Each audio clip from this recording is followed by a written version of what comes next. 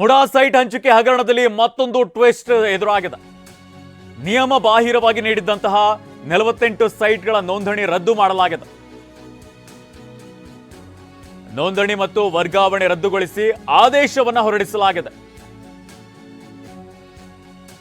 ಒಂದ್ ಕಡೆ ಸಿಎಂ ಸಿದ್ದರಾಮಯ್ಯಗೆ ಮುಡಾ ಸಂಕಷ್ಟ ಎದುರಾಗ್ತಾ ಇರುವಂತದ್ದು, ಇದಕ್ಕೆ ಸಂಬಂಧಪಟ್ಟಂತೆ ತನಿಖೆಯನ್ನು ನಡೆಸಲಾಗ್ತಾ ಇದೆ.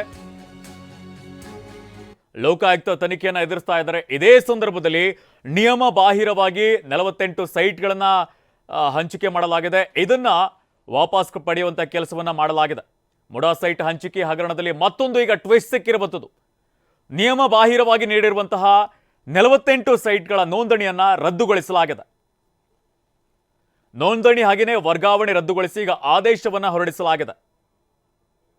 ಮುಡಾದಲ್ಲಿ ಸ್ವಲ್ಪ ಎಚ್ಚರಿಕೆಯಿಂದ ಕೆಲಸ ಮಾಡುವಂಥ ಕೆಲಸವನ್ನು ಮಾಡಲಾಗ್ತಾ ಇದೆ. ಈಗಾಗಲೇ ತನಿಖೆಯನ್ನು ಎದುರಿಸ್ತಾ ಇರುವಂಥದ್ದು, ಅಕ್ರಮವಾಗಿ ಯಾರಿಗೆಲ್ಲ ಹಂಚಿಕೆಯನ್ನು ಮಾಡಲಾಗಿದೆ ಅದನ್ನು ವಾಪಸ್ ಪಡೆಯುವಂತಹ ಪ್ರಕ್ರಿಯೆಯನ್ನು ಮಾಡಲಾಗಿದೆ.